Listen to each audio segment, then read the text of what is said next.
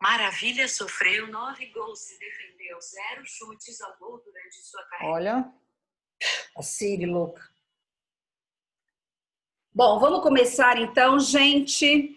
Muito boa noite. Estou vendo várias pessoas queridíssimas aqui. É uma alegria muito grande. A gente está aqui, na verdade, na segunda edição desse projeto, que é um projeto que, na realidade, se dispõe a quê? A trazer pessoas de diferentes regiões do país para, vamos dizer assim, contribuírem com as suas visões, com as suas realidades, porque a gente sabe que o Brasil, né, apesar de ser um único país, ele é extremamente heterogêneo.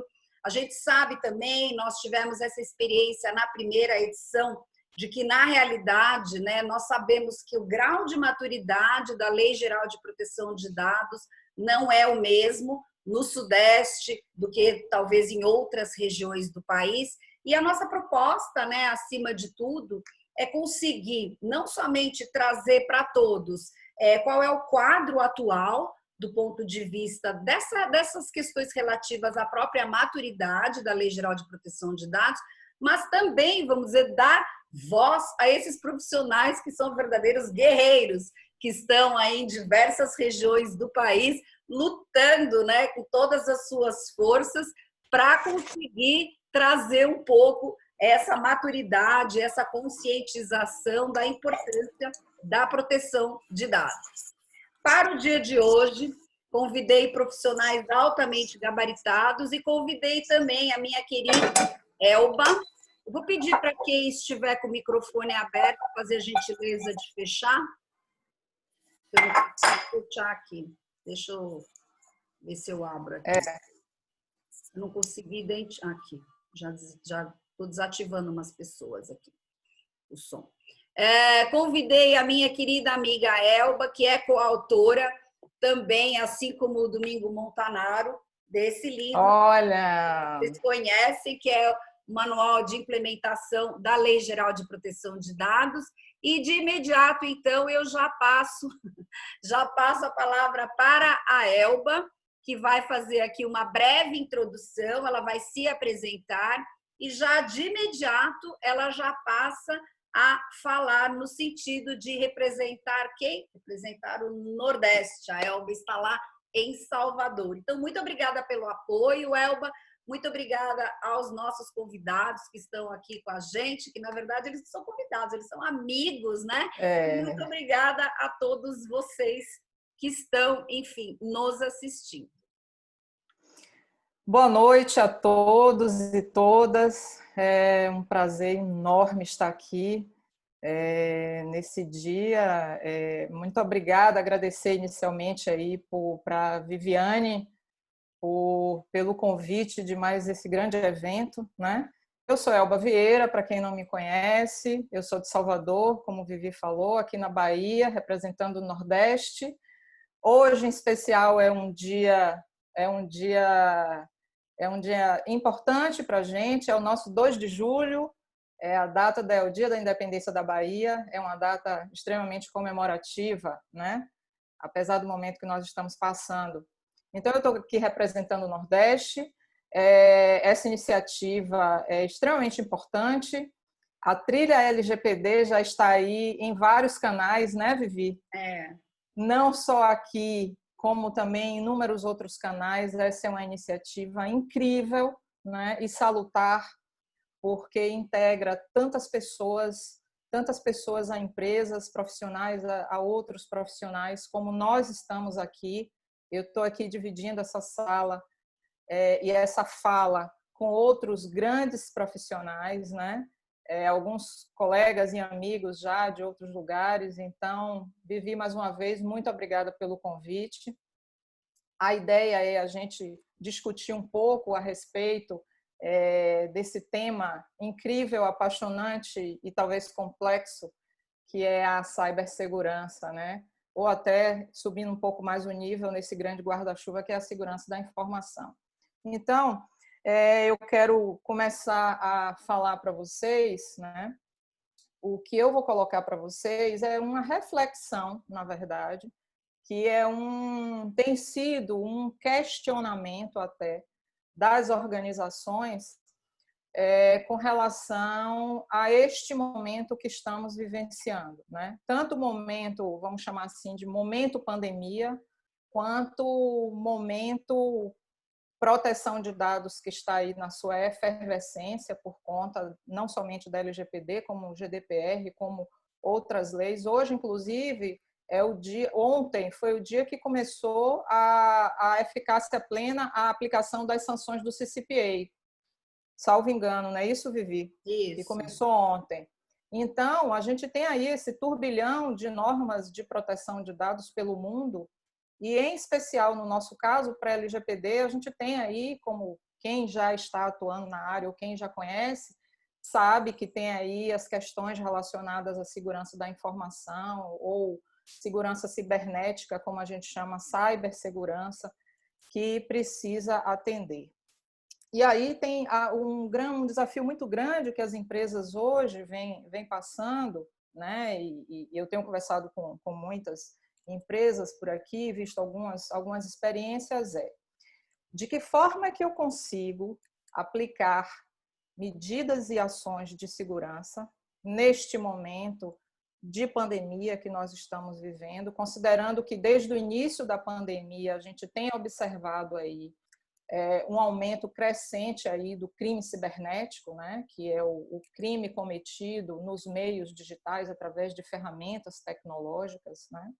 E a gente tem percebido isso baseado em pesquisas, em institutos de pesquisa, até grandes empresas também.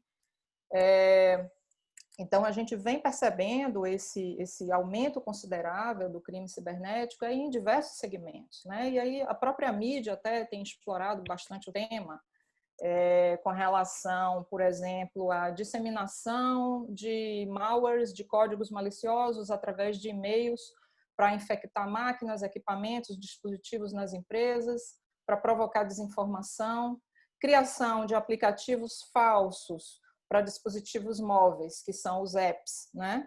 Para também desinformar ou até para aplicar golpes, ou até para também infectar equipamentos e dispositivos.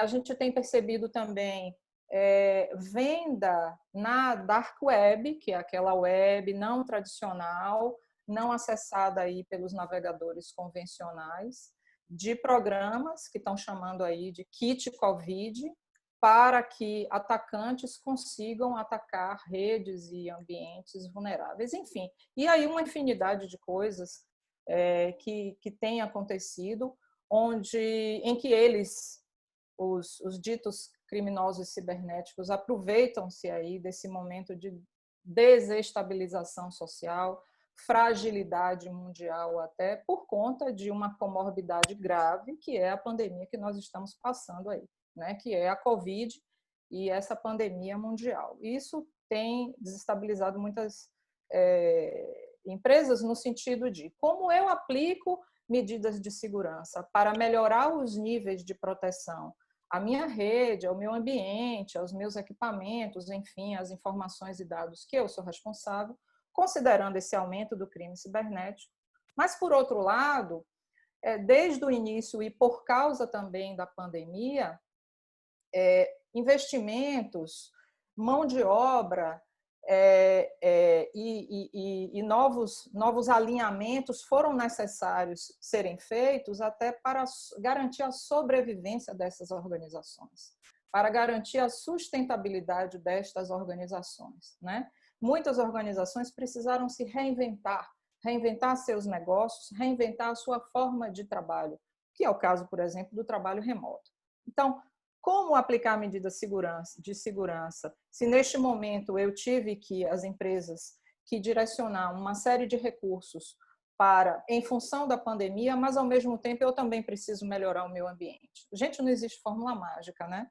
Na verdade, é importante realizar aquilo que é possível dentro das condições que você tem, com as ferramentas que você possui, né? E ferramentas que eu digo, eu não estou falando somente de tecnologias. Sim, a gente precisa falar de tecnologias, de ferramentas e ferramentas de segurança que já existem e que, de repente, é possível melhorar o grau de maturidade dessas empresas para prover uma melhor proteção aí do meio ambiente, das redes, de todos os ambientes que eu tiver. Não posso também deixar de considerar o fator humano das organizações, porque nesse período nós temos, como eu exemplifiquei nesse instante, nós temos, por exemplo, muitas pessoas, né, nas empresas que estão trabalhando remotamente. Nem todas essas pessoas conhecem os riscos de segurança que existem com o uso do trabalho remoto.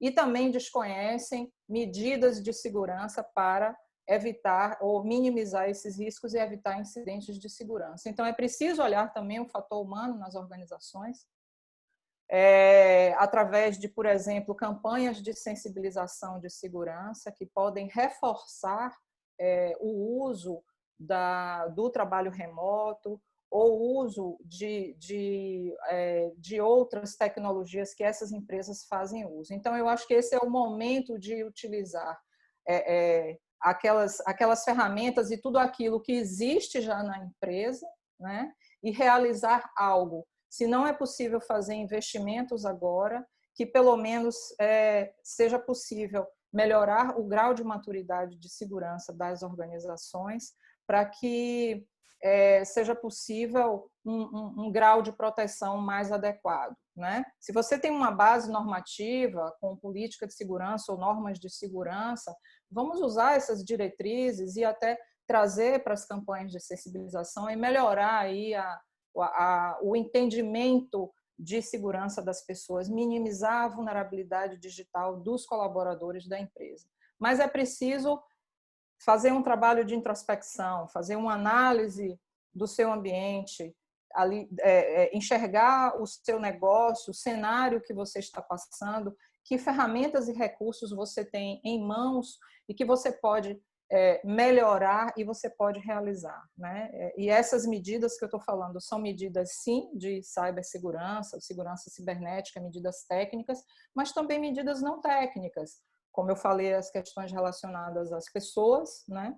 Ou até processos, procedimentos técnicos ou não. Então, eu acredito que dessa forma é possível melhorar um pouco esse grau de maturidade, que de repente você melhora o ambiente da sua empresa e por tabela você já consegue aí sair um pouco sair da inércia até para quem não conseguiu aplicar nenhuma medida, que vai estar em conformidade até com a própria LGPD, que você tem lá as medidas técnicas e organizacionais para que sejam atendidas, ok? Eu vou concluir a minha fala aqui, eu vou passar para a Vivi. Se vocês quiserem, eu vou ficar interagindo com vocês, pessoal, agora no bate-papo. Quem quiser continuar esse assunto ou qualquer outro assunto, eu vou interagir bastante aqui no bate-papo com vocês. Daqui a pouco eu vou começar a inserir algumas perguntas para vocês aqui no bate-papo também. Para quem está nos assistindo no YouTube, Kleber está acompanhando lá. Kleber Mascarenhas, aliás, um agradecimento para Kleber Mascarenhas da UFBA, que está aí nos apoiando lá no YouTube. Também quem quiser colocar as perguntas lá, a gente vai trazer as perguntas para aqui. E, por favor, perguntem, façam perguntas para os palestrantes também. Nos assuntos que cada um for abordar, vocês podem também fazer as perguntas aqui no bate-papo, tá bom? Com você, Vivi. Muito obrigada, Elma, muito obrigada. Gente, por questões tecnológicas, não estamos conseguindo fazer a veiculação simultânea no YouTube, mas potencialmente para as pessoas que não entrarem, nós estamos gravando, então depois farei o upload lá. Com relação às perguntas, é isso mesmo, pessoal, eu já até dei um avisinho aqui prévio. A Elba e o Kleber vão selecionar as perguntas, porque talvez não seja possível responder a todos, vamos nos esforçar, né? Sim, Bia, que acabou de perguntar, a Elba estava falando e ela não viu que eu tinha colocado já aqui um recadinho, que a gente não está conseguindo fazer a veiculação, mas a gente não atingiu a capacidade, então ainda até quem potencialmente quiser entrar, ainda consegue entrar aqui. Eu vou fazer o upload amanhã. Enfim, E, bem, é isso. Então, é muito importante que vocês interajam, que vocês aproveitem, né, a oportunidade desses profissionais maravilhosos que estão aqui, que façam as perguntas, e a Elba vai fazer algumas perguntinhas para vocês, mais no sentido de enquete mesmo, de pedir a opinião, quem se sentir à vontade para responder. Então, é só colocar aqui no chat, lembrando, para utilizar sempre nas mensagens, sempre, sempre, a opção para todos. Se vocês fizerem reservadamente, não vai funcionar. E eu já queria, então, passar a palavra para o representante do Sudeste, meu querido amigo Domingo Montanaro. Obrigado, Vivi. Fico muito honrado aí pelo convite. Estou muito feliz aqui de estar perante todos vocês. Bom, meu nome é Domingo Montanaro. Quase 20 anos aí vendo tudo aquilo que dá errado, nos casos envolvendo todo tipo de cyberataque, né? Então, eu entro em cena, né? O perito entra em cena depois que acontece o incidente. Então, depois que aquele risco se materializa, eu tenho uma empresa que se dedica a mitigar aquele impacto em diferentes estágios daquele incidente cibernético, né? Então, fico muito grato a Viviane quando me convida para falar, né? Principalmente porque eu trago aqui muitas histórias, né? Eu já tenho quase 1000 casos trabalhados aí ao longo dessas quase 2 décadas aí, então eu já vi de tudo. E é um momento muito interessante, né? Porque e acho que essa é um pouco da experiência que eu posso trazer aqui para o grupo, né? Eu já vi todos os tipos de incidente, acho, né? De vários setores da economia, vários tipos de empresa, desde grandes multinacionais até startups, e tem muitas coisas interessantes nesse sentido, né? Certamente endosso tudo que a Elba falou com relação a pessoas, processos, tecnologia, necessariamente nessa ordem, em termos de investimento, aí, priorização de investimento, né? E como o papo é cibersegurança, eu queria endereçar minha fala aqui nesses 10 minutos aí, falar, acho que uma reflexão que eu acho que pode ajudar muito a quem quer se enveredar aí na questão de segurança da informação, principalmente aí nesse contexto de proteção de dados, né? Eu acho que muitas empresas falham em desenhar a sua estratégia de segurança da informação, pensando em qual é o adversário, né? Muita gente está lá fazendo segurança da informação, trabalhando no dia a dia, pensando em se proteger dessa entidade chamada hacker que vai invadir, etc., né? Então a gente precisa entender quem é o nosso adversário, né? Não esse mito do hacker, fujam para as colinas, os hackers estão chegando. Não, acho que a gente precisa entender quem é esse adversário, e as empresas precisam sim fazer esse exercício, né? Quais são os seus ativos, quais são os adversários, e a junção desses dois necessariamente vai demonstrar quais são as ameaças. Então, na minha linha de trabalho, a gente vê de tudo, né? Eu vejo de tudo, né? Então, é o exército de outro país sendo o adversário que está fazendo uma intrusão na rede daquela empresa, é o concorrente praticando concorrência desleal, é o funcionário que está passionalmente imbuído ali de fazer alguma coisa contra a empresa, é o funcionário que enxerga uma oportunidade de ter enriquecimento ilícito e agarra com as 2 mãos, justamente porque sabe que na maioria das vezes nada vai acontecer com ele. E a gente tem até as DPAs, né? Se a gente olhar o que está acontecendo na Europa, tem uma série de casos, né, que são bastante interessantes, sem fazer muito juízo de valor, mas da DPA que vai lá, testa uma determinada vulnerabilidade, faz um processo do contraditório ali razoavelmente fraco, na minha opinião, do ponto de vista daquilo que se pode discutir, do que é uma vulnerabilidade, se é grave, não é grave, etc. E isso acaba gerando uma série de multas, né? Ou sanções diversas, não só a multa pecuniária. Então, nesse sentido, veja, o adversário aqui também pode ser, né, a própria Agência Nacional de Proteção de Dados, principalmente se ela for muito cinzenta aí com relação àquilo que vai ser os seus critérios de avaliação e tudo mais. E eu queria pontuar uma coisa que eu tenho visto nos últimos meses, né?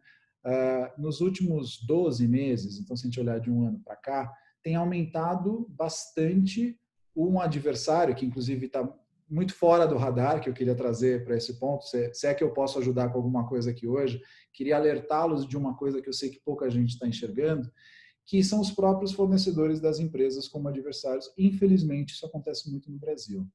A gente vem de uma época, né, há 20 anos, começaram a aparecer alguns, entre aspas, né, adversários, gente que, por exemplo, vai com essa capa, né, de profissional de segurança da informação, vai apresentar os seus serviços para uma determinada empresa. Existem N histórias nesse sentido, mas Vivi, Elba, Washington, certamente vocês já ouviram muitas dessas histórias, né? Então vai lá o profissional da empresa e diz: eu vendo teste de intrusão, você quer me contratar? Olha só, aí a hora de abrir o PowerPoint dele, que você acha que você vai ver o logo da empresa, ele abre a caixa de e-mail lá do presidente da empresa, ele já fez aquela intrusão.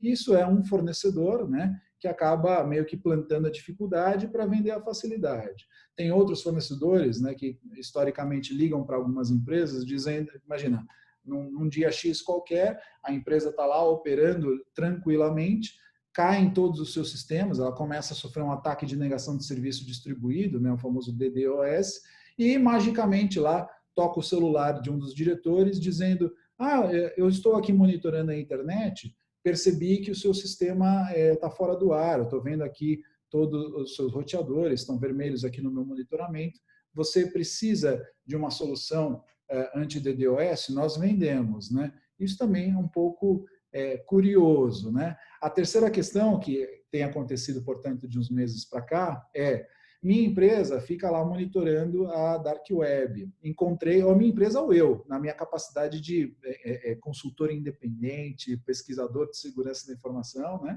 Estava lá monitorando a Dark Web e encontrei esta base de dados dos seus clientes, porque tem aqui o seu nome na base de dados e tal, e gostaria primeiro, de te dar uma amostra disso, então manda lá 1.000, 2.000, 3.000 registros, e aí sim estamos falando de dados pessoais de clientes daquela empresa, né?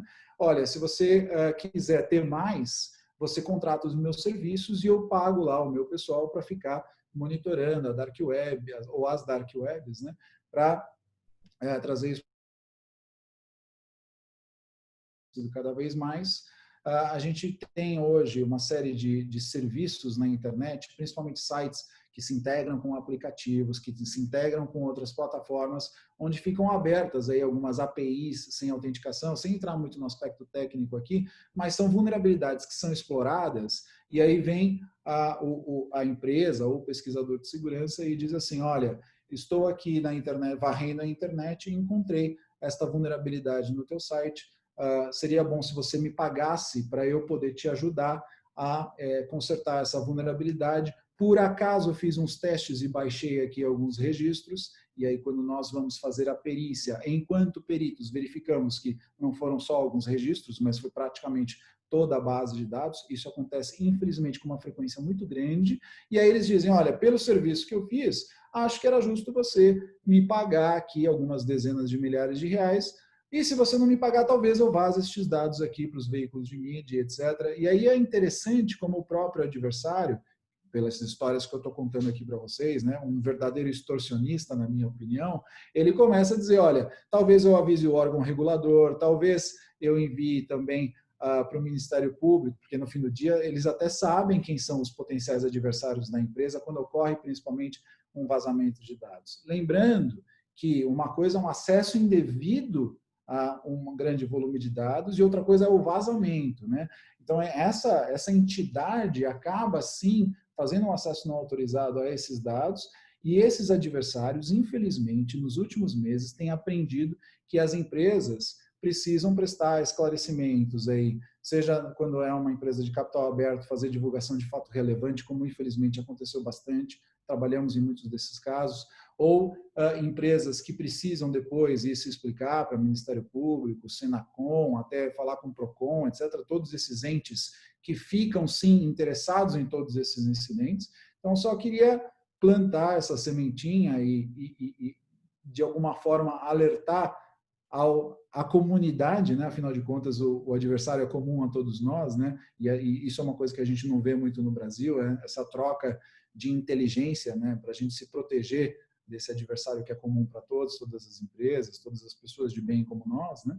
Então, acho que é importante a gente falar disso, trazer isso à tona, porque, infelizmente, o adversário, aí eu, já concluindo, esse grupo de adversários, em geral, né, de vários backgrounds diferentes, várias motivações diferentes, mas todos eles querendo ganhar dinheiro, né? Eles estão percebendo que os dados pessoais, na mão deles, acabam virando, né, dados pessoais, sensíveis, de todos os tipos, né, acabam virando uma moeda de rápida monetização através de extorsão, quando não se faz a comercialização disso por outros canais. Elba estava falando muito bem disso na questão da Dark Web, por exemplo, né? Esse é o meu dia a dia, é isso que eu vivo, né? Então, fico aqui à disposição para poder ajudar com qualquer coisa. Uma grande honra estar aqui hoje, gente. Obrigado, boa noite. Obrigada, Domingo. O pessoal está direcionando no chat as perguntas para os professores. Quem não tiver ainda, fica à vontade, porque aqui as apresentações vão ser relativamente rápidas e o intuito é que justamente vocês aproveitem a qualidade desses profissionais para tirarem as dúvidas, né? Então, se vocês quiserem até indicar a pessoa que vocês querem, de quem vocês querem ouvir por conta da natureza da pergunta, fiquem à vontade. E eu já vou passar a palavra, então, para o Eduardo Maroso, nosso querido trilheiro, que entrará aqui representando o Sul. Como está aí o ciclone, Eduardo? Então, Vivi, passou, né?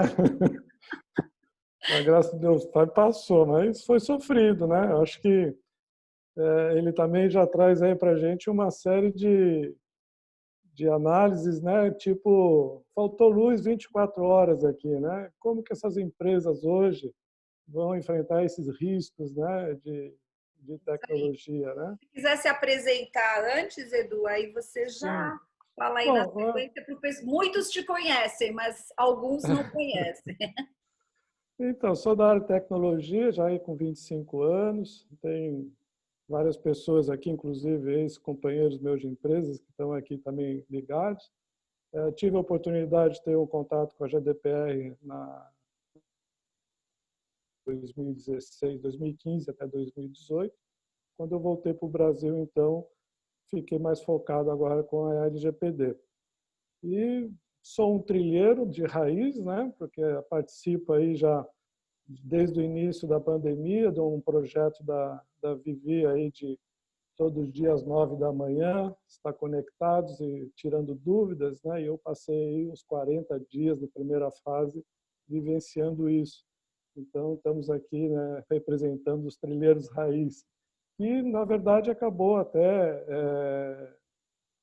um grupo de pessoas, né, se envolvendo mais e criamos aqui, então, um site, que é o trilheiros-lgpd.com.br, que é o resultado desse trabalho da Vivi aí, que a gente está lá discutindo, conversando. Não é um ambiente de negócio, sim um ambiente de estudo e de troca de informações que está aberto para qualquer pessoa que esteja interessada. Bom, acho que tanto Elba, Domingos falaram muito dessa parte de vulnerabilidade, de riscos, né?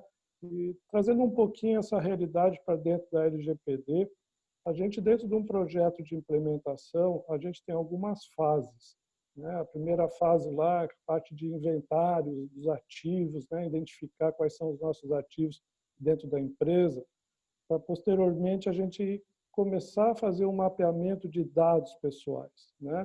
Onde a gente vai conseguir identificar onde que esses dados estão transitando. E no final dessa parte de governança, a gente vai ver lá, tanto nos artigos, lá, os 5, 6, os 7, onde a gente tem os 18 tratamentos de dados, né? Como que eles transitam dentro da empresa, quais são os princípios, né, as finalidades, toda essa parte de portabilidade, enfim, de como que será feita a adequação, a minimização. E, por final, na parte, a gente teria o artigo 7, que são as bases legais, regulatórias, onde a gente vai ter lá os consentimentos e todas as outras demais bases. Então, tendo essa parte de governança concluída, eu acho que aí a gente tem uma série de subsídios para que a gente possa fazer uma análise legal do risco que a empresa pode estar ocorrendo com todo esse arcabouço aí de coisas, de tratamentos e de dados pessoais que estão sendo tratados, né? Então, como que a gente começa fazendo isso, né? Principalmente na parte, quando no inventário a gente já começa a ver o que é que a gente pode ter vulnerabilidade, né? Poder identificar quais são os equipamentos, o que está podendo acontecer, e dentro disso a gente tem os controles de segurança, né? Domingo falou muito bem aí de vários controles. E a gente tem controles até de acesso, né? de poder identificar quem é o usuário, um controle de configuração, de patch de atualização, um pen test, enfim.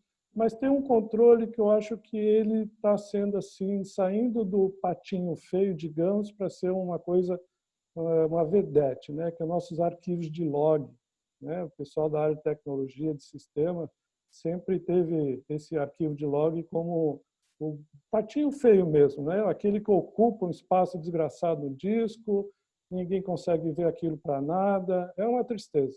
Só que agora, com a LGPD, isso muda, né? Porque quando você agora precisa dar uma satisfação ao titular ou uma autoridade que seja, você não só a data, a hora, o IP e a procedure, ou o que ele chamou lá, não serve mais, né? A gente precisa enriquecer esse arquivo de log agora. Eu preciso ter uma finalidade, eu preciso ter uma base legal daquele registro. Então, o que a gente precisa agora? Que esse arquivo de log esteja lá dizendo que o usuário do faturamento acessou no tal dia, na tal hora, com IP tal, para qual finalidade? Para emissão de nota. Com que base legal? Base de execução de contrato. Essas informações agora passam a ser de extrema importância, que vai ser a forma da empresa poder justificar o tratamento que ela está fazendo. Então, isso é um grande impacto, isso é uma questão aí que vai mudar muito essa parte de controle. Então, arquivo de log passa a ser assim um ponto de extrema importância. Bom, em cima disso a gente tem as grandes ameaças, né? Tantas ameaças naturais aí, como a Vivi já começou aqui a minha fala aqui do ciclone que a gente passou aqui, como uma empresa hoje aguenta, né, 24 horas sem energia ou sem telhado, enfim, uma tristeza total, né? Então são riscos, são ameaças, né, que a gente precisa estar e identificá-las, né? Também as intencionais, o Domingo falou muito, né, desse povo aí intencionalmente querendo fazer algum prejuízo, e os acidentais, né? Os acidentais também, né? A Elba falou bastante disso, que é a parte de conscientização, né? Às vezes um funcionário, né, que não tem a cultura acaba ocorrendo aí em acidentes de tratamentos de dados que não sejam bacanas, né? Então, com todo esse escopo que a gente consegue, a gente tem uma facilidade de identificar possíveis pontos de vazamento, né? E essa identificação ela favorece a parte de investimentos, porque nem toda hoje empresa ela consegue fazer investimentos, principalmente nessa parte de pandemia, que são recursos, mas ela consegue identificar dentro disso tudo onde que pode ser o meu maior perigo, né? Eu nunca gostei muito do termo joias da coroa, mas eu acho que se a empresa ela tem ali um foco, um e-commerce, eu acho que aquilo é sim um ponto importante, né? Eu não gosto da joia de coroa porque dados pessoais são dados pessoais, tanto de clientes, colaboradores, eles estão no mesmo nível, né? Tem que ser tratados iguais. Mas com certeza com essa questão de recurso, ela passa a ser interessante quando você identifica realmente o que é importante você investir nesse momento, que é o principal, onde pode ser o vazamento que você pode estar tendo aí, correndo algum risco. Dentro desse escopo todo, a gente consegue identificar dentro de casa, mas a gente também precisa entender qual seria o impacto, né, disso às pessoas, aos clientes, né, às pessoas que tiveram seus dados. Isso é importante, a empresa conseguir saber o que vai impactar aos meus clientes, né? Isso vai acertar o meu lado intangível, o meu lado tangível, o que vai acontecer? Então, muitas vezes a gente está tão preocupado, acho que o Domingo também, volta a refletir aqui o Domingo, porque ele fala muito na estrutura, né? A gente se defender, totalmente se defender, mas em algum momento a gente também tem que entender o que a gente pode ocasionar para os outros, né? Qual o reflexo dessa minha falha pode trazer para o mercado, né? Então, esse é um ponto aí de risco que a gente precisa ter uma conscientização maior, e eu acho que é unânime aqui todo mundo. O importante nesse momento é realmente a conscientização, é a capacitação. Só com isso que a gente vai conseguir realmente construir uma base aí de estrutura, de proteção de dados, que seja importante para a gente crescer nesse perfil aí aqui no Brasil. Então, meio que concluindo aqui a minha fala rapidamente, né? Um friozinho que está aqui, meio com as mãos geladas, mas está tudo bem. Obrigado, Lívia. Obrigada, Edu, muito obrigada. A gente vê claramente quem está no sul, né? E quem está no Nordeste. Veja só a roupa, quando a gente fala que esse país é heterogêneo. Eu estou no Sudeste, então ainda está aqui, né? O Domingo está no Sudeste, então a roupa mais ou menos. Eu queria já chamar o Marcos Sarres, que vai nos representar aqui pelo Centro-Oeste. Tudo bem, Marcos? Está me ouvindo? Tudo bem? Vocês estão me ouvindo? Como é que está a conexão? Vocês estão ouvindo bem? Sim.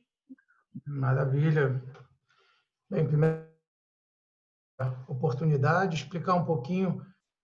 Eu sou Marcos, tá? Tenho experiência em segurança da informação, já há alguns anos, trabalhando principalmente na parte de desenvolvimento de sistemas, e mais recentemente com foco numa tecnologia nova chamada blockchain, tá? E é basicamente ali que eu utilizo para tentar resolver diversos problemas, seja da área específica de segurança, tá? Ou agora também na área de privacidade de dados, principalmente focado na Lei Geral de Proteção de Dados, tá?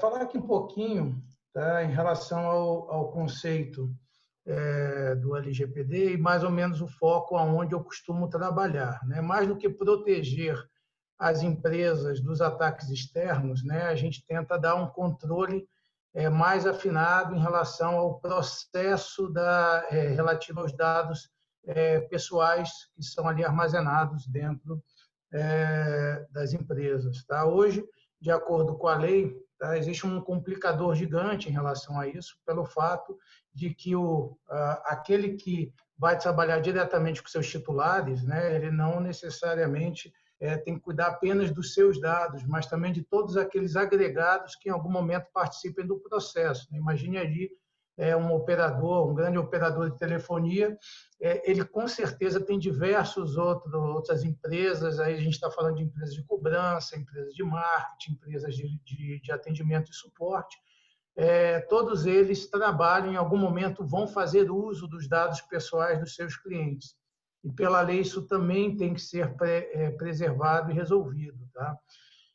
Isso em relação à consultoria dá um trabalho razoável, né? Como o meu amigo ali, Eduardo, falou. Existe uma primeira etapa, que é o inventário de banco de dados, né? Onde você tem que identificar aonde fica quais são as bases de dados que armazenam ali as informações dos usuários. Nós estamos falando tanto dos dados pessoais como os dados sensíveis. Isso tem que ser catalogado, isso você tem que catalogar de acordo com as naturezas de dados, dizer ali o que tem ali de nome, de CPF, de endereço, de dados sensíveis também. A gente está falando também de prontuários eletrônicos médicos e assim por diante. Tudo isso tem que estar catalogado de uma forma bem afinada, tá? Não apenas dentro da empresa, mas também nos seus agregados, né? No LGPD a gente tem o conceito do controlador e dos operadores, né? Que na GDPR são os processos. Isso, na parte de consultoria, é um complicador, mas na parte técnica isso é um inferno, né? Quem vive ali aquela ação diariamente e, em algum momento, tem que fazer essa gestão em cima das bases de dados, sabe a complicação que é. Eu, recentemente, em um cliente, a gente, no primeiro inventário de dados, existia mais de 100 bancos de dados espalhados dentro da empresa que faziam uso de dados pessoais. Alguns deles eram chamados de ROG Database, né, que são bancos de dados que ninguém conhecia, eles não são oficiais. Alguém criou, desde uma tabelinha Excel até um Access ou um MySQL, alguma coisa assim, que faz uso dos bancos de dados. E isso faz parte também do processo do LGPD e tem que ser controlado. Tá? Esses dados têm valor, né? Então, a gente tem aí boa parte das falhas, né, dos roubos são feitos internamente, né? Nós que quem já entrou ali em sites tipo tudo sobre todos e assim por diante sabe que a informação pessoal das pessoas ela está sendo vendida e ela nasce de dentro de grandes empresas, né? Ali você pega dados de todo tipo, né? Você vai cada tipo de empresa tem a sua ação. Os mais famosos data breaches, né? Os roubos de dados ocorrem exatamente nas redes sociais, são os mais famosos. Você vê ali o Facebook, Instagram, todos eles em algum momento tiveram algum roubo nesse sentido, e isso aí cria toda uma situação que a lei precisa resolver. Diferente de outros processos, né, onde você faz a consultoria ali, de alguma forma você se controla, a LGPD e a GDPR, as multas são relativamente muito altas, então não adianta apenas fazer um controle processual, tem que fazer um controle também sistemático. É necessário que os sistemas passem ali a ter um controle bem fino para poder fazer a gestão em relação a isso, né? Então, você tem que fazer a definição de quem são os seus operadores e assim por diante, e, a partir dali, criar uma situação relativamente complexa, que é identificar o titular sem os seus dados pessoais, né? Isso é um dificultador. E o principal objetivo, né, quando a gente trabalha com sistemas, é fazer com que você, dentro de todo esse processo, você tenha um identificador único dos titulares, né? Em geral, pode-se usar até o CPF, tá? Mas às vezes você pode ali criar um identificador da própria empresa para dizer, ó, o usuário Marcos agora ele é o 7842, por exemplo. E a partir dali, todo momento que eu encontrar esse número, eu vou identificar a ele. Complicador número 2, né? Como eu identifico que ele é ele mesmo no seu consentimento, né? O consentimento é uma outra dificuldade muito grande. Como eu digo que um usuário consentiu para um processo e ali, consequentemente, para as naturezas de dados relativas àquele processo, né? No mundo físico, em geral, a gente usa assinatura. Tá? No mundo físico, você pega ali, faz um nome e assinatura e aquilo, de alguma forma, é o consentimento do usuário. No mundo digital, a mais conhecida de todos é o usuário e senha. Tá? É basicamente ali que você vai ter que fazer esse controle. O Eduardo acabou de fazer, isso vira ali um log. Tá? Isso no mundo digital, o usuário e senha, a gente, na verdade, digita o usuário e senha, não sabe o que aquilo gera. Em geral, aquilo gera um token de credencial. Tá? Então, assim, ali é uma tupla de bytes que ele tem ali todos os artefatos necessários para dizer, olha, alguém com esse usuário e senha concedeu uma autorização para esse tipo de informação. Isso gera um token e o armazenamento disso, o armazenamento correto, dá ali uma certa garantia de que alguém, pelo menos, digitou um usuário e senha em algum momento. Tá? Isso não necessariamente é o suficiente, e aí é importante que o mesmo titular, às vezes, ele tenha um conjunto de credenciais. Né? Você pode acrescentar vários usuários e senha, eu posso ter, por exemplo, uma assinatura do meu servidor do Google, outra do servidor da própria empresa, outra do Facebook, e ali eu vou juntando e vou me identificando digitalmente. Tá? E, além disso, né, eu posso colocar credenciais mais avançadas, como, por exemplo, fazer uso de uma certificação digital. Né? A gente usa bastante aqui no Brasil, a certificação digital de uso pessoal no Brasil é bem avançada. Podemos fazer uso de biometria, né? No caso, a biometria gera também tuplas de bytes que podem ali ser utilizadas, são chamadas, na parte de digital, são chamadas de minúcias, né? Toda vez que você coloca o dedinho ali para entrar numa academia, aquilo gera uma informação que pode ser utilizada para identificar que você, em algum momento, deu acesso a algum tipo de processo e assim por diante. Tá? Então, como eu falei, qual é o problema aqui? Se alguém deu um acesso, tá? Imagina que tem uma empresa que vai fazer a cobrança de alguém, tá? E vai ter que utilizar dados pessoais e, às vezes, dados bancários e assim por diante. Será que ela pode fazer uso disso? Será que, de repente, uma empresa, um controlador grande que tem ali em um dos seus operadores uma empresa de cobrança, como essa empresa pode saber se ela pode ou não fazer uso dessa informação? E ali que entra a tecnologia que eu trabalho, que é o blockchain. Tá? O blockchain ele faz uma gestão muito forte de dados distribuídos. Né? O blockchain, vocês já ouviram falar mais, provavelmente mais fortemente em relação ao Bitcoin. Tá? O Bitcoin nada mais é do que uma rede de transações distribuídas em diversas máquinas e servidores no mundo. Tá? Mas você pode fazer isso de uma forma um pouco mais compacta e um pouco mais simplificada. E, a partir dali, resolver o principal problema quando você trata ali de LGPD, que é o fato de, em algum momento, alguém vai te questionar se você tinha ou não autorização para utilizar dados pessoais. Vamos supor ali, em algum momento, que um laboratório fez uso de um dado de um prontuário médico eletrônico de um paciente, tá? E esse paciente, em algum momento, questiona se ele tinha autorização para isso ou não. É ali que entra a necessidade de se olhar essa trilha de auditoria de consentimentos para poder fazer uso para saber se isso realmente aconteceu ou não. Tá? Então, como eu falei, tá, é muito importante para todas as empresas, para todos aqueles que participam agora, que vão fazer necessidade de trabalhar com dados pessoais, principalmente grandes conglomerados que usam principalmente dados sensíveis, né? Como eu falei, a área da saúde é uma delas, mas você tem diversas outras que vai ter necessidade disso. Eles vão precisar ter um controle muito rígido em relação à parte de consentimentos e em relação à parte da trilha auditável de todo o processo que nasce na inventário de dados, passando por todas as naturezas de dados, os processos que as empresas usam, definição dos titulares, definição das credenciais dos titulares e, finalmente, inferindo aos consentimentos dessas pessoas. Então, assim, de uma forma simplificada, desculpa, a minha parte é um pouquinho mais técnica, mas de uma forma simplificada, isso seria um dos elementos desafiadores hoje em relação a toda a parte de proteção de dados, que vai ser necessário que todas as empresas ali entrem e comecem a ter um controle mais rígido em relação a isso. Mais uma vez, obrigado aí pela oportunidade de poder conversar com vocês. Obrigada, Marcos, muito obrigada.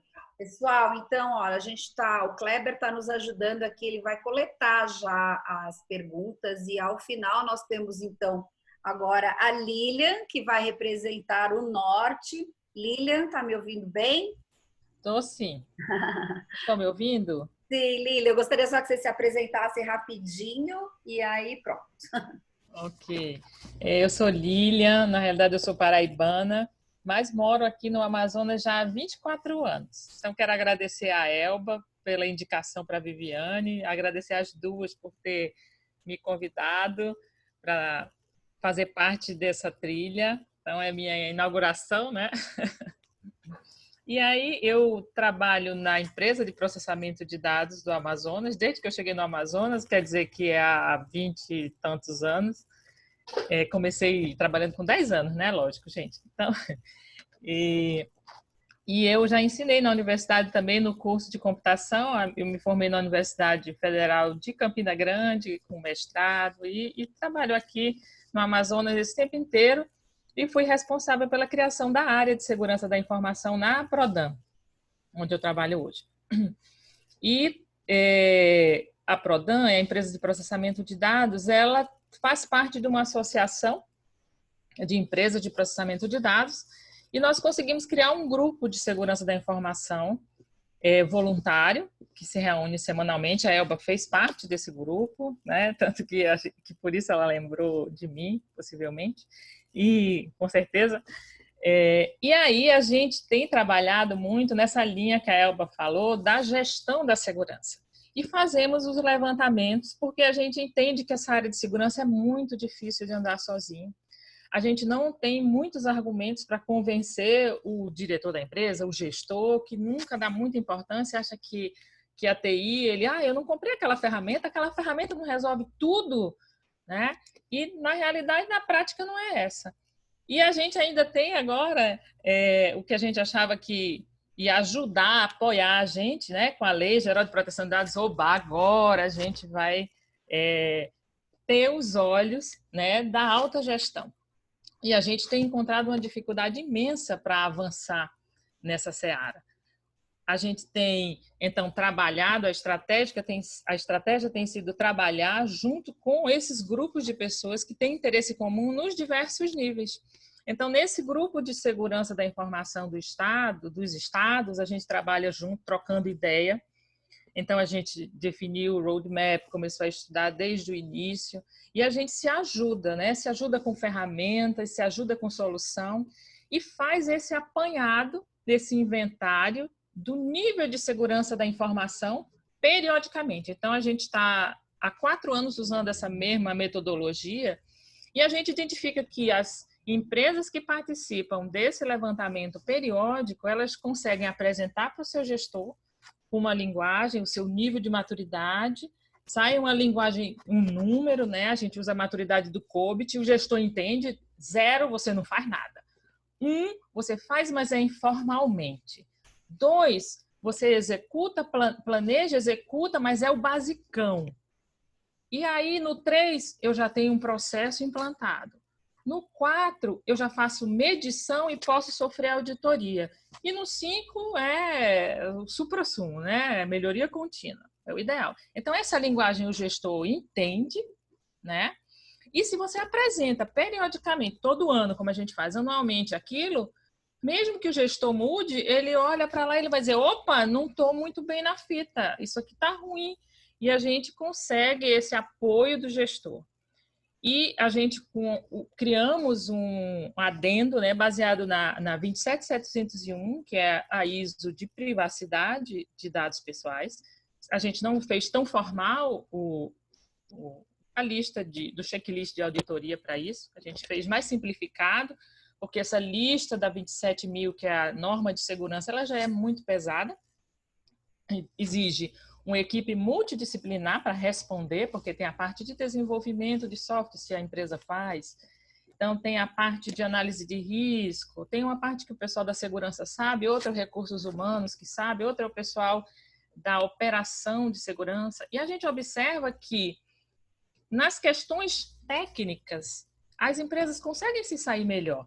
Então, se eu estou falando, até a política de segurança eu tenho, eventualmente a campanha de segurança vem ali no limite do que eu faço, não é tão legal assim. Mas se eu tenho a parte de comunicação de dados, beleza, eu ainda me saio bem na fita, controle de acesso, consigo me sair melhor. Mas quando eu chego em requisitos que são importantíssimos para a Lei Geral de Proteção de Dados, onde a gente vai para a parte de análise de riscos, a gente vai para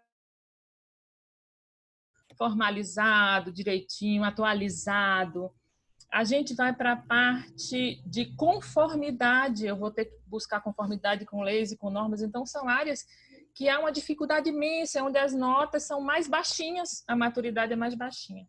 E quando a gente vai falando do norte, né, que estou representando aqui o norte, infelizmente o norte tem características geográficas muito diversas mesmo de todo o país.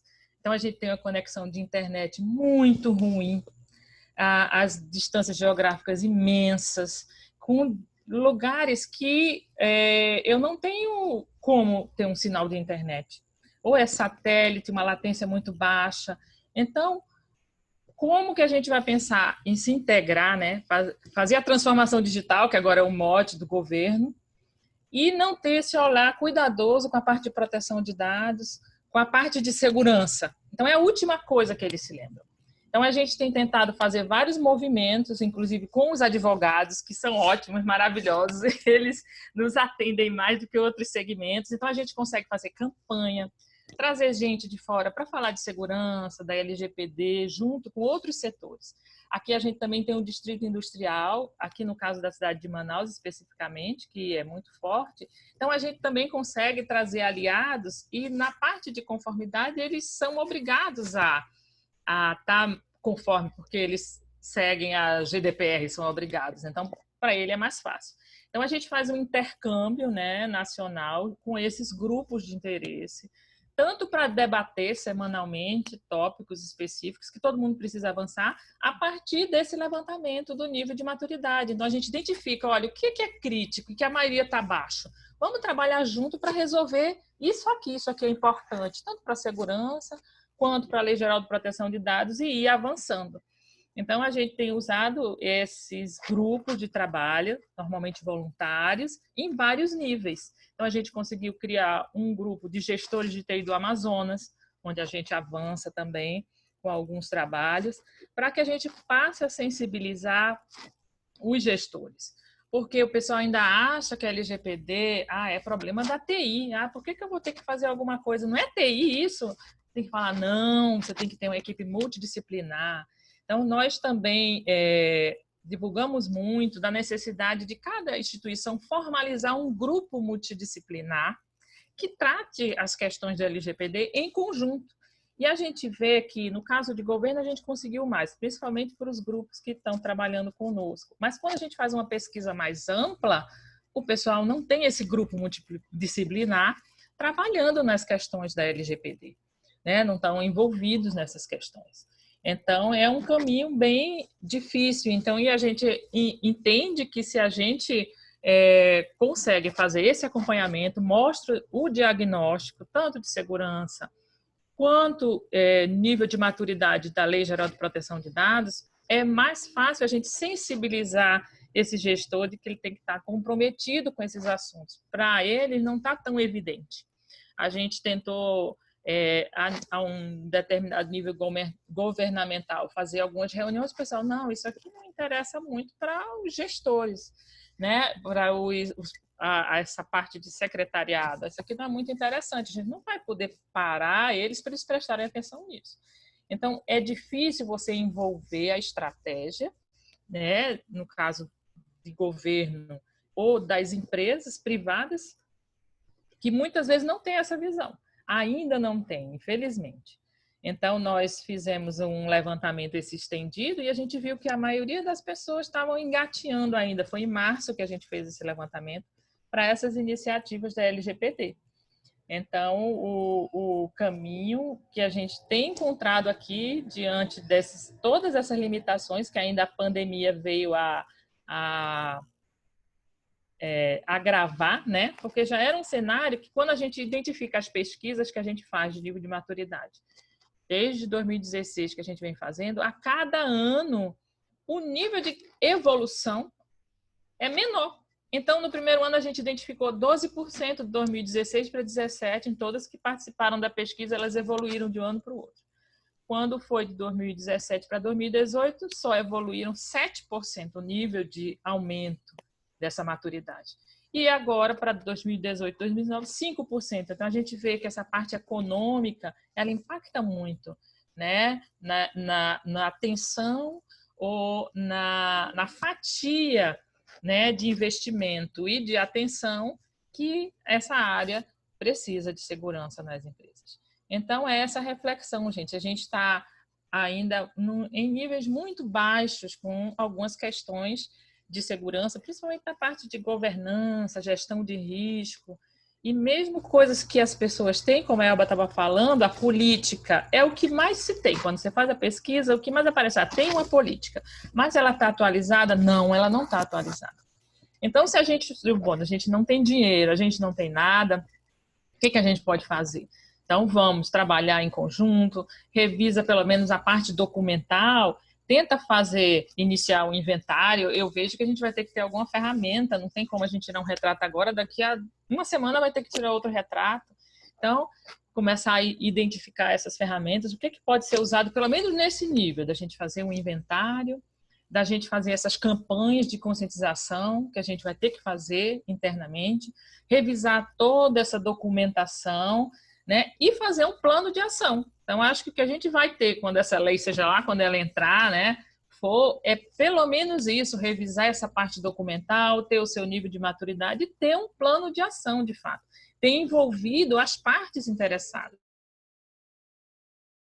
nas empresas precisam ser formalizados para que tratem isso no projeto, no desenvolvimento desse projeto de conformidade, que ainda é uma questão tão difícil de ter no nosso país.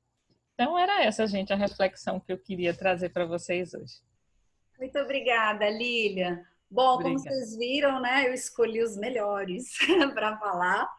E quem está nos ajudando aqui é o Kleber. Dá um oi aí, Kleber. O Kleber é o responsável pela TI da Universidade Federal da Bahia.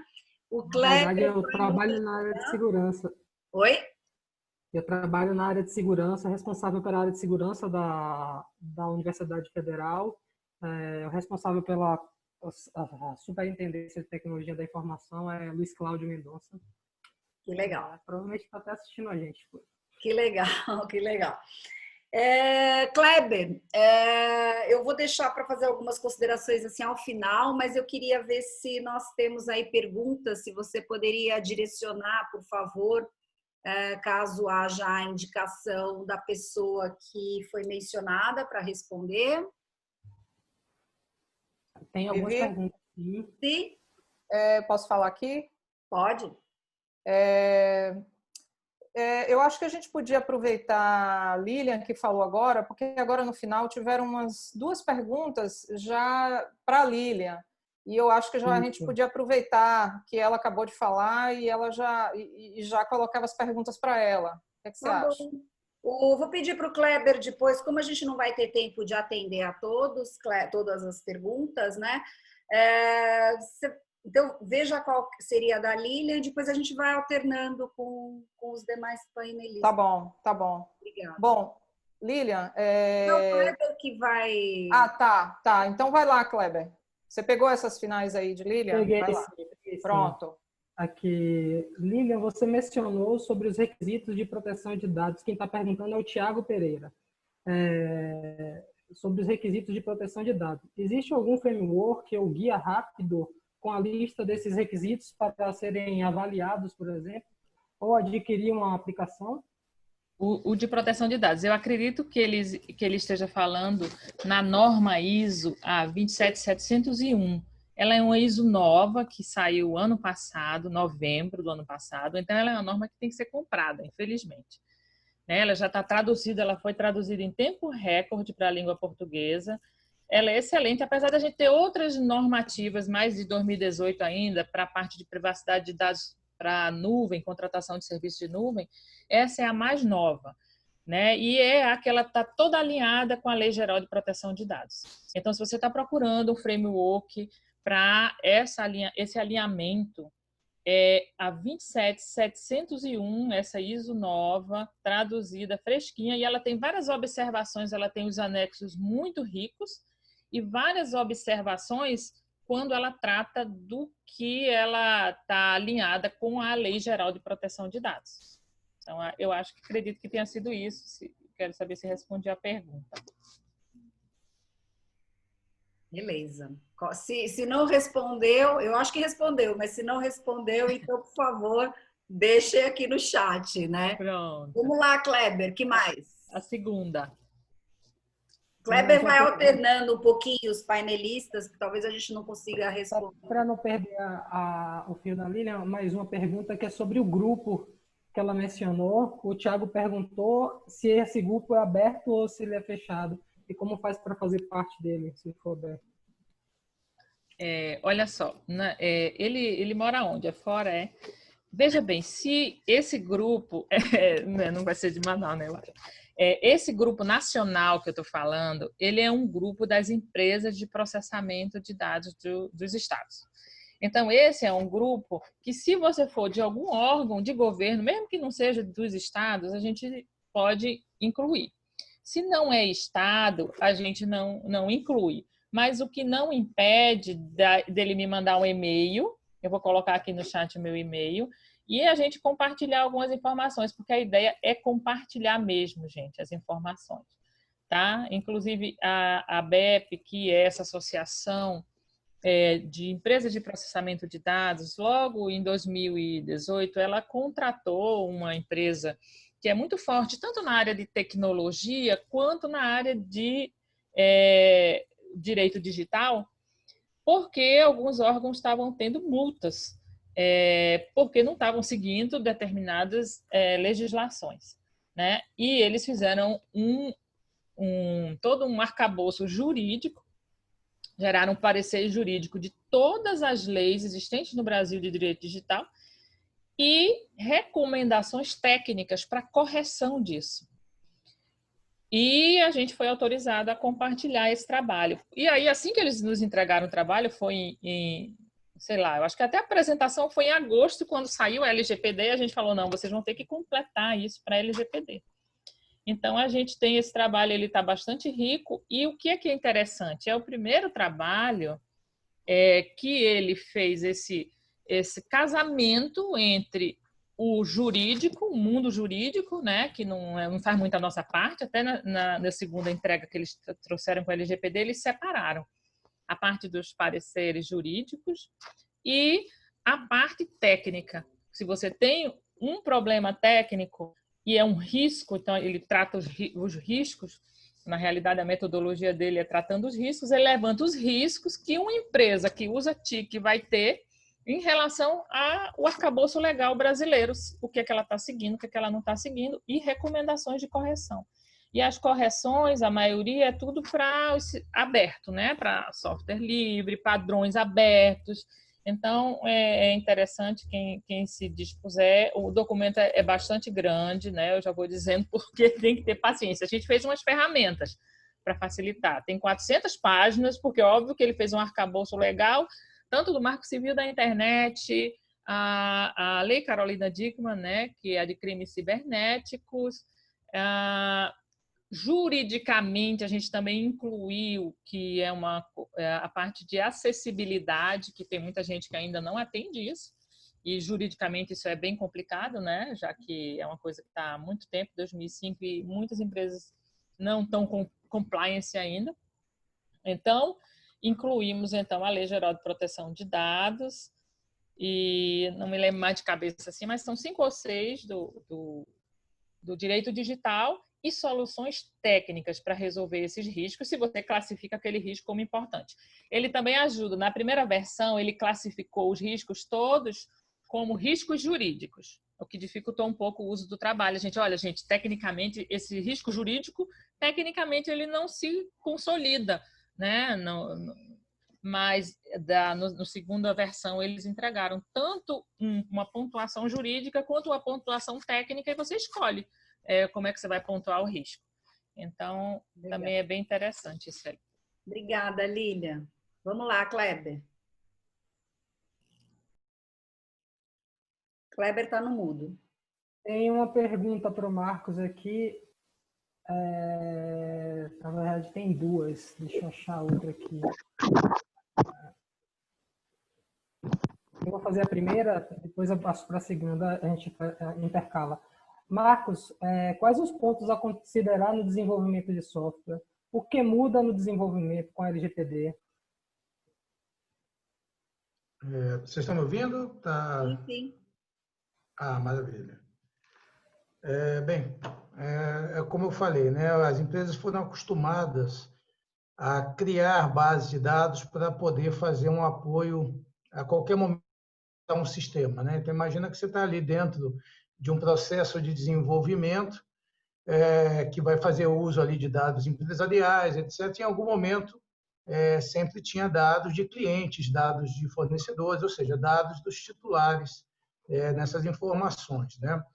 Era muito comum que ninguém se preocupasse a forma de armazenamento disso, tá? Ninguém categorizava isso. As informações elas eram gravadas e ainda estão sendo gravadas puras, né? Então, gravava ali nome da mesma forma que o nome, endereço, CPF, filiação, esses dados pessoais, eu gravava da mesma forma que eu armazenava essas informações de dados sensíveis, né? Então, dados de prontuários eletrônicos, dados de sindicatos, dados políticos e assim por diante, né? Então, isso muda, tá? A partir já de algum tempo, né? As empresas, principalmente as maiores, que são mais suscetíveis à multa, o processo de desenvolvimento muda bastante. Então, inicialmente, você tem que tratar dados, né? E às vezes, em vez de gravar informação, você tem que criptografar essa informação, que são os dados pseudo-anonimizados, ou você simplesmente anonimiza essas informações, né? Então, é um processo bem mais complexo do que simplesmente jogar a informação ali do usuário dentro das suas bases de dados, né? E muitas vezes é necessário saber o que se pode gravar, o que não se pode gravar.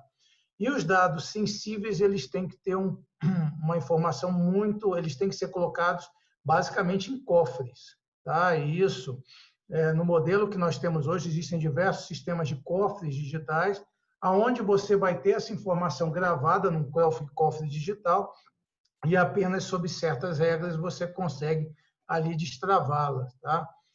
Então, ou seja, muda muita coisa no processo de desenvolvimento, né? Os desenvolvedores, analistas e gestores da área de desenvolvimento passam a ter que atuar de uma forma muito mais complexa do que era antes, uma vez que a informação não vai estar tão disponível como estava no passado. Legal. Obrigada, Marcos.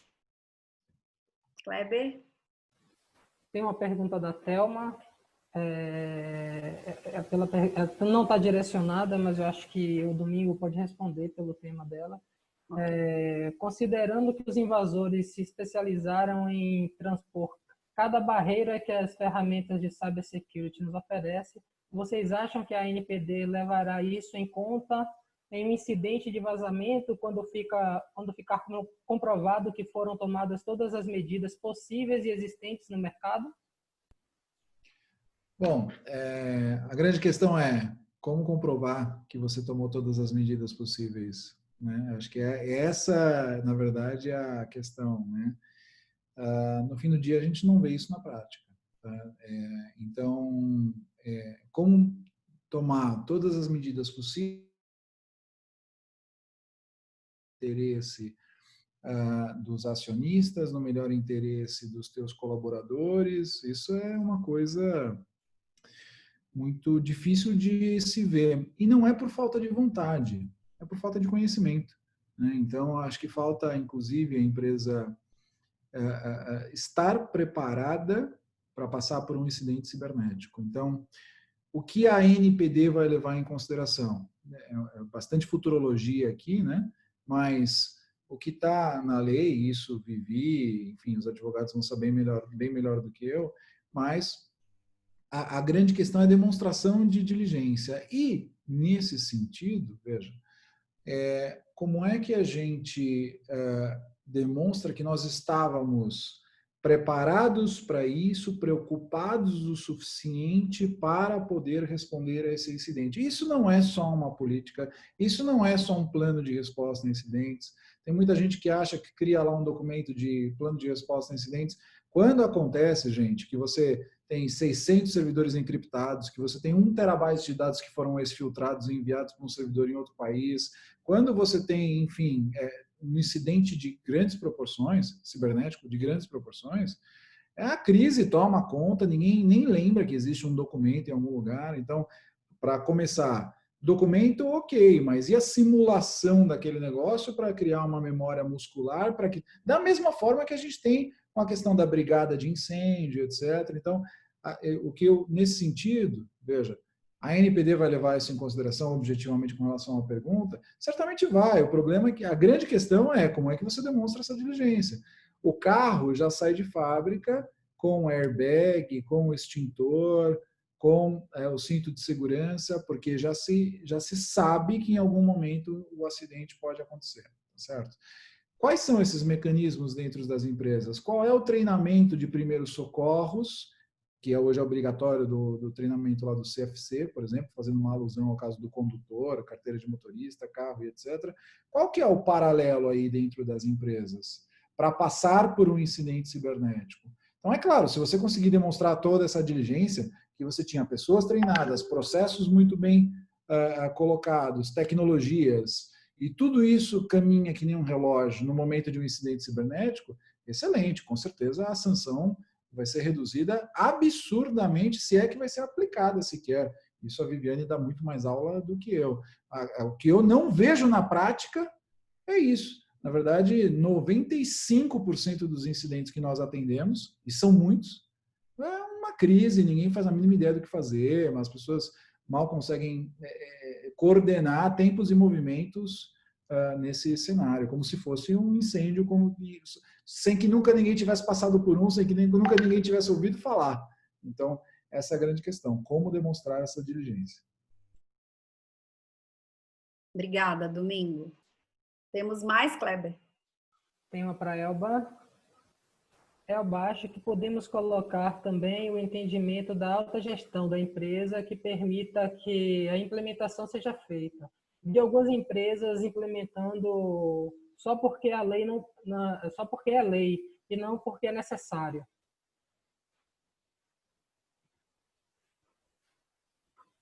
Eu vi esse comentário, foi de Shane, eu acho, não foi isso? Isso. É interessante.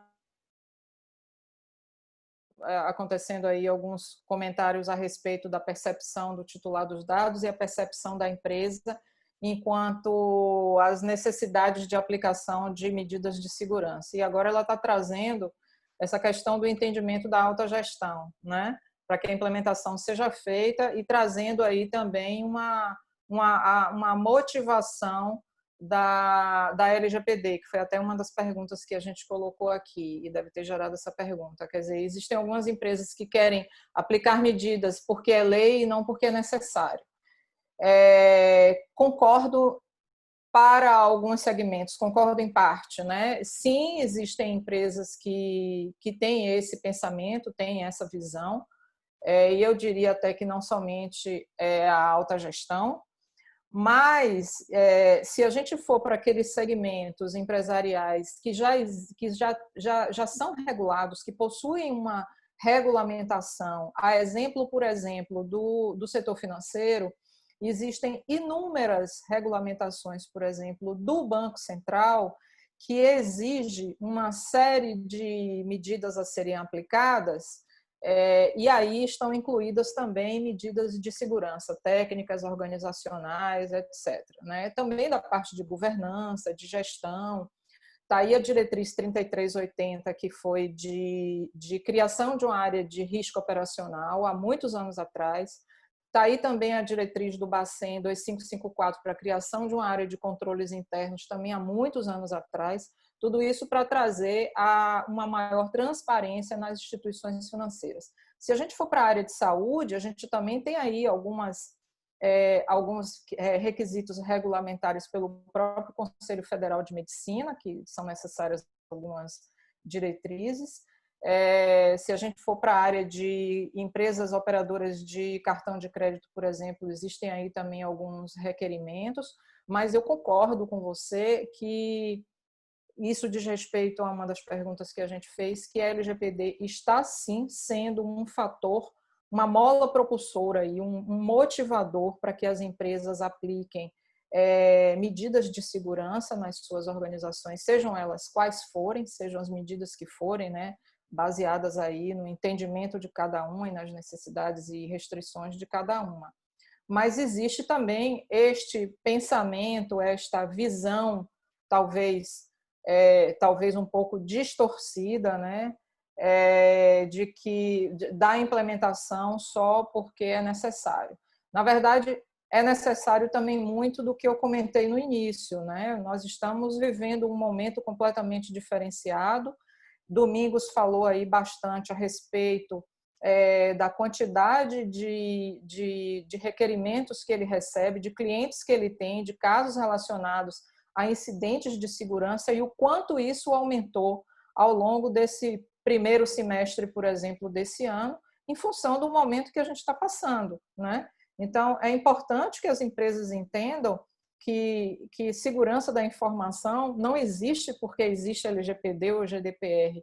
né? Esse é um tema que nós estamos abordando e vemos trabalhando há bastante tempo. Eu, particularmente, trabalho na área desde o início da minha carreira. Eu tenho 30 anos de profissão e, portanto, durante todo esse tempo eu trabalhei com tecnologia e com segurança. Claro que aquilo que eu trabalhei de segurança no início da minha carreira, que foi em ambientes de mainframe, era diferente, mas segurança precisa, inclusive, fazer parte das estratégias de negócios das empresas, precisa fazer parte dos conselhos aí de administração, está na mesa aí dos líderes e tomadores de decisão. Obrigada. Obrigada, Elba. Acho que a gente tem tempo para uma pergunta a mais, Kleber, por favor. Tem uma pergunta aqui, eu acho que o Eduardo pode responder. O fato da ISO 16307 ainda não estar em desenvolvimento, você enxerga um ponto de atenção com a trilha de auditoria, principalmente quanto à segurança dos dados? Bom, existe hoje uma família enorme na 27000, né? A 27005, gestão de risco. A própria Elba estava falando agora aqui de alguns regulamentos aí da parte de financeiros, da parte de saúde. Então, eu acho que a família 27000 hoje ela atende perfeitamente tanto a parte de segurança, de proteção de dados, privacidade da informação, como os diversos segmentos de mercados aí que tratam a segurança da informação. Então, para mim, é claro que essa nova ela vem facilitar mais ainda, vem detalhar melhor cada movimento de proteção de dados. Essa é a minha opinião aí. Legal. Bom, como a gente tinha programado para finalizar agora, 8h30, eu vi que tem várias perguntas aqui, até algumas foram encaminhadas para mim mesma, mas, gente, hoje esse evento maravilhoso é dos meus colegas da cibersegurança. Eu já vou deixar aqui o convite, já fazendo referência ao que o Edu falou no início. Eu entro todos os dias às 9 da manhã no Instagram, não no meu, né? No Instagram da escola, da Next Law Academy, e qualquer um de vocês está mais do que convidado de ir e de fazer sua pergunta que eu respondo ali ao vivo. Já esse projeto já é para isso mesmo, né? E, então eu adorei. Eu tenho que agradecer a todos vocês, adorei, porque como não é a minha área, né? Então, cada vez que vocês falam, né, eu aprendo, né? Eu aprendo e, logicamente, todo mundo sabe, muita gente me conhece, mas as pessoas que estão mais próximas de mim sabem que eu só falo, né, formalmente dentro da minha zona de conforto, né? E eu tenho muito ainda a aprender com todos vocês, né? Com vocês 5 e também com o Kleber, né? Que embora não tenha sido um palestrante, né? Nos ajudou aqui muito, né? E eu espero que a gente continue, enfim, né? Fazendo esses novos encontros. Quero agradecer em especial a Elba, sem a qual a gente não teria conseguido aqui juntar todas essas pessoas. Aqui foi uma combinação de esforços. E para os nossos queridos amigos que estão aqui assistindo, muito embora a gente não tenha conseguido fazer a veiculação simultânea, se der tudo certo, conseguirei fazer o upload desse vídeo no canal do YouTube e aí vocês podem avisar os amigos de vocês, porque eu acho, dentro da minha lógica, muitas pessoas perguntam assim, Viviane, por que você faz esse monte de coisas? Tal? Porque eu acredito no conhecimento, e é verdade, quem me conhece a fundo sabe que eu já poderia estar lá, eu estou aposentada, poderia estar, enfim, né, tomando um refresco em algum lugar, né? Mas, na verdade, eu amo a proteção de dados, estudo privacidade desde 2001 e hoje tenho como um propósito mesmo ajudar, né, na construção, enfim, dessa cultura, né, que para nós aqui no Brasil é tão nova e, por outro lado, ela é tão importante, né, a ponto de nós termos aí uma proposta de emenda constitucional justamente para incluir a proteção de dados como um direito fundamental. Então, quero realmente agradecer a todos vocês que ficaram até agora, a gente teve muita gente. E apesar de tudo, a gente sabe que em alguns lugares ainda estamos com problemas de conexão, né? mas sensacional, né? Eu quero agradecer também, em especial aos trilheiros que estão sempre, né? Vieram prestigiar o Edu, sempre participam de tudo, e é o que eu digo. Nós não devemos nos fechar nas nossas panelinhas, nos nossos pequenos círculos, né? Eu costumo dizer o seguinte, as pessoas falam, pô, mas você tem sua escola, você faz projeto com a escola do outro, você faz projeto com a escola do outro. Eu falo, sim, eu tenho projeto, por exemplo, com o Domingo, né? Que ele tem um curso gravado na minha plataforma, né? Sim, gente, eu respeito duas coisas para tomar a decisão de colocar as pessoas junto comigo. Eu respeito, em primeiro lugar, a competência técnica, quer dizer, não necessariamente nessa ordem, né? Mas respeito igualmente a competência técnica e as boas intenções, né? Então, gente, façam isso assim que puderem sempre, né? De colocar o conhecimento de vocês à disposição das outras pessoas, que é o que eu tenho procurado fazer. Tá bom, meus queridos? Muito obrigada. Vou, então, aqui encerrar. Um beijo. Tchau, pessoal.